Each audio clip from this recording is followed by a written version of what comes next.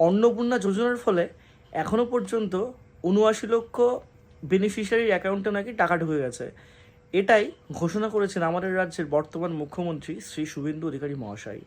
এখন প্রশ্ন আসছে, তোমরা অনেকেই মেসেজ করছো, দাদা মুখ্যমন্ত্রী তো ঘোষণা করলেন কিন্তু এখনও পর্যন্ত আমাদের অ্যাকাউন্টে কোনো টাকা ঢোকেনি।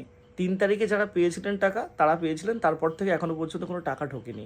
এটার সঠিক ব্যাখ্যা কি, কবে আমরা টাকাটা পাবো?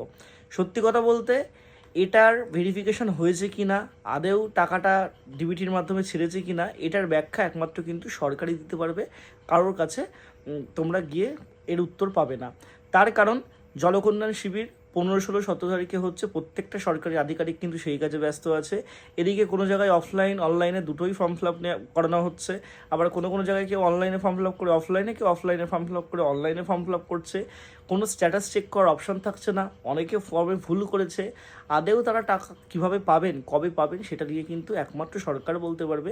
আমার এটা মনে হয় যে তোমাদের হয়তো বাজেটের পর, যে 22 তারিখের বাজেট, সে বাজেটের পরে এই মাসের মধ্যেই টাকাটা দিতে পারে, আমার ব্যক্তিগতভাবে মনে হয়, বা এই সপ্তাহের দিকে তোমাদের দিতে পারে। এবার বাকি যে খবরটা বা যেই ব্যাপার, সেটা কিন্তু একমাত্র সরকারই বলতে পারবে।